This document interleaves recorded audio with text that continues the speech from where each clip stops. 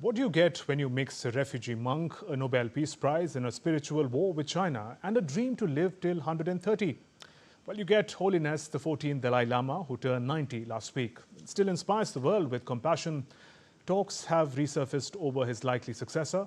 Ayushi Ahoja has more.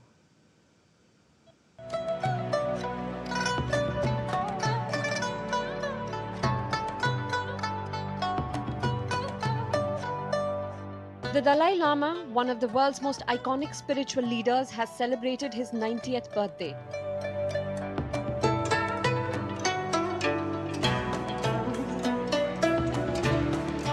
Not in Taksar, his birthplace, but in exile.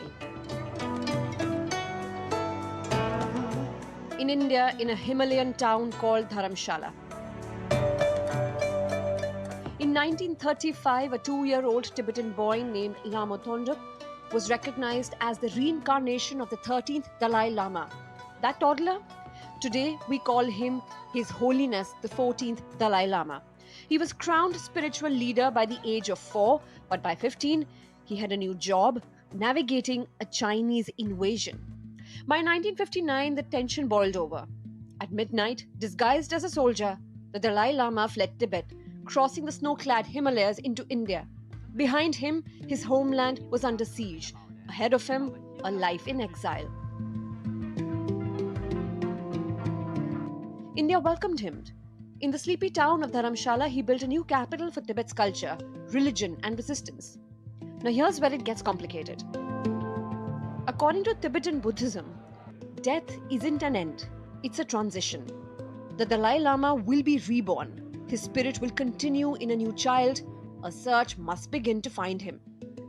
But who gets to lead that search? In a landmark statement, the Dalai Lama made this clear.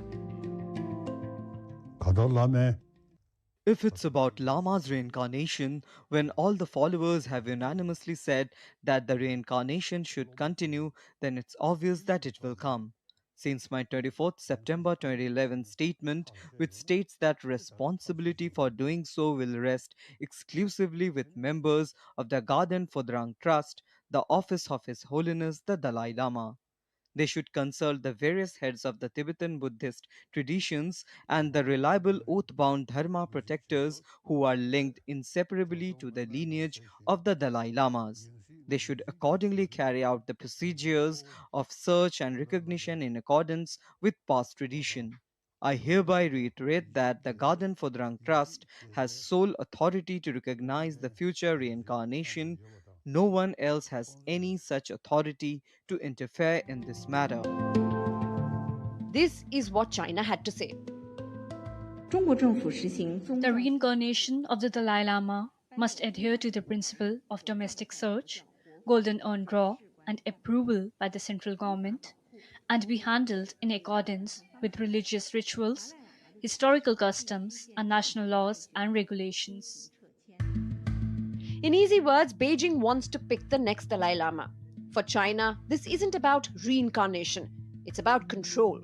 Choosing the next Dalai Lama would allow Beijing to dominate Tibetans spiritually and politically.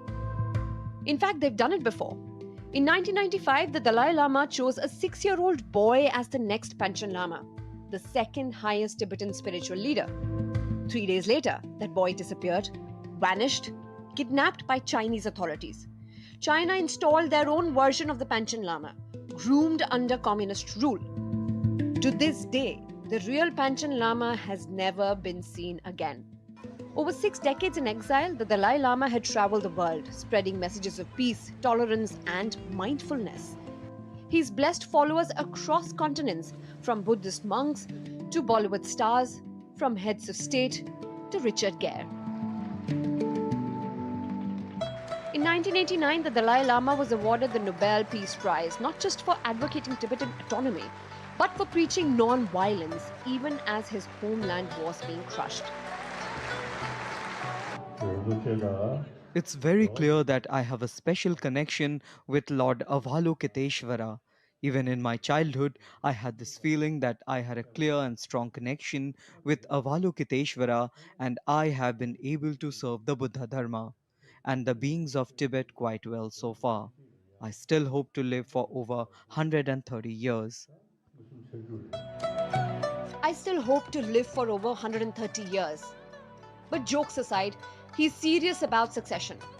And he's made it official. The Garden Phodrang Trust, his inner circle, will lead the search. They will consult oracles, senior monks, and sacred texts, just as tradition demands. That's not negotiable. Not with Beijing, not with anyone. You can occupy land, you can erase maps, you can even name your own Lama. But you cannot manufacture belief. Reincarnation doesn't answer to regimes. As he turns 90, he's not just looking back but preparing us all for what comes next. Ayushi Ahuja's report for DD in Depth.